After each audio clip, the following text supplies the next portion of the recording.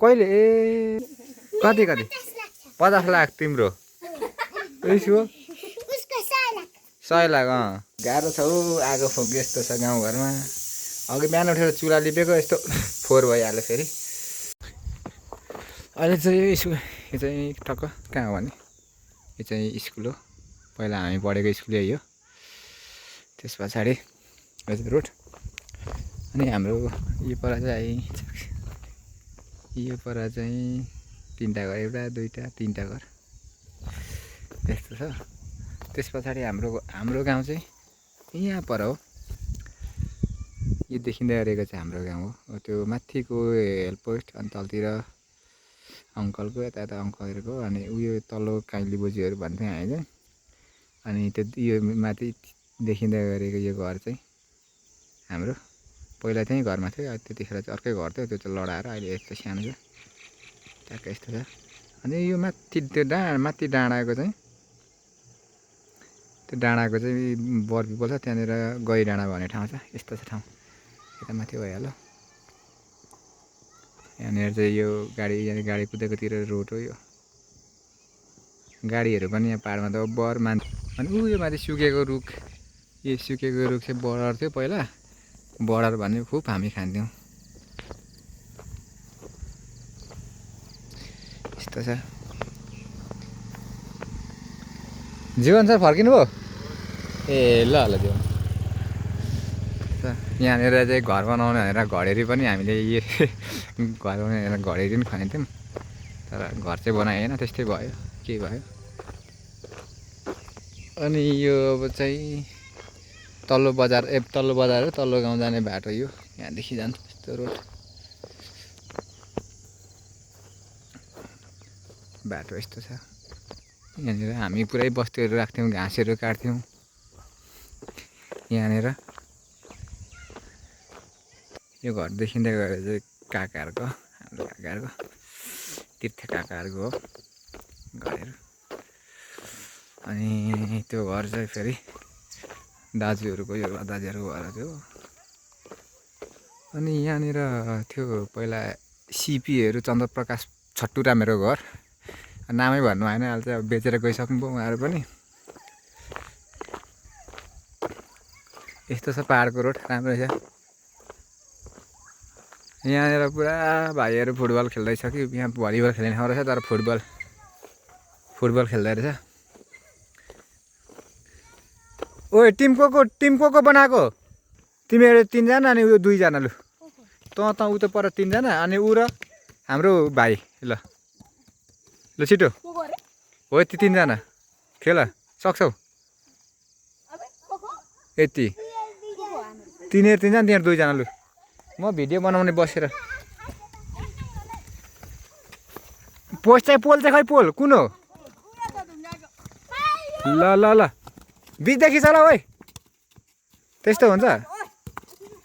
बिचमा राख्न बल पहिला ओइ ल प्ले बल चलिरहेछ गुड वाह दामी छ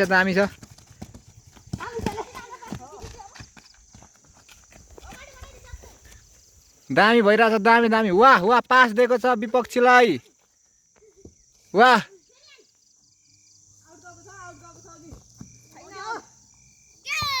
गोल भन कति 50 लाख तिम्रो 100 लाख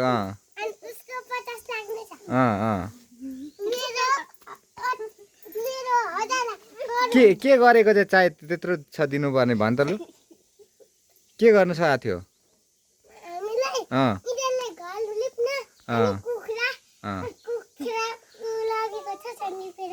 अनि कुखुरा लगेर घर लागेको 1000 लाख अरे 1000 अनि माइली भन् छिटो थुक्दियो ए यिनीहरू लजाएर मर्दो रहेछ यस्तो हुन्छ यो घर लिपेको यहाँ भरि भत्कियो त कहाँ लिप्दियो तिमीहरूले अनि कहाँनिर अस्ति अस्ति ल्याएको मैले आएर कस्तो राम्रो लिप्छु यो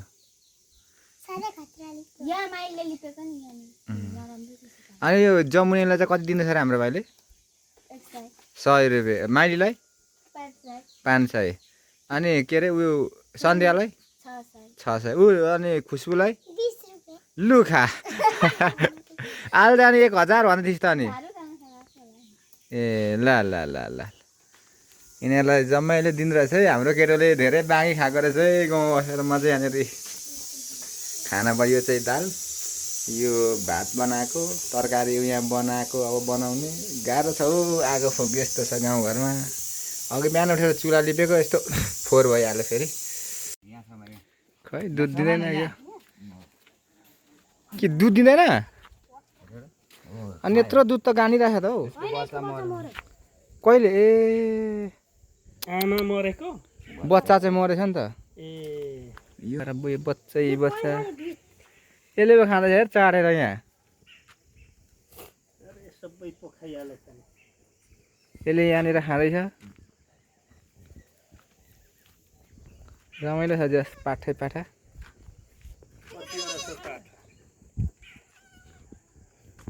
खरेटो खाँदो रहेछ त भाइ होइन यिनीहरूले त कस्तो छिटो चुस्दैछ यसले त स्याप्राकै सुक्ने गरी फेरि यहाँ चाहिँ डन छ है महाकाडक्स कत्रो यो ल हेर यो पारा के भएको छ हौ त्यसै कतिवटा छ त्यो दरै बाख्रा पालेर बसेको छ है हाम्रो भाइ राजा चाहिँ अब बाख्रा पाल्ने साउ बाख्राहरू चाहिँ अब लगभग बेचिसक्यो अहिले चाहिँ ओइ बोका पो रहेछ उयो त खाइसक्यो छिट्टो बजाइहालेछ केटोले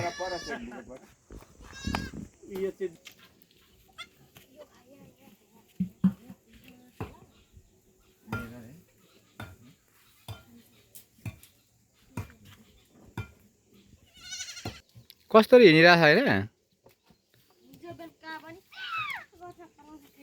दबाई ल्याएर खुवान यिनीहरूलाई खोले कम्ती छ खान्छ सानो बाख्रा यो चाहिँ खसी रहेछ गएको जानु नि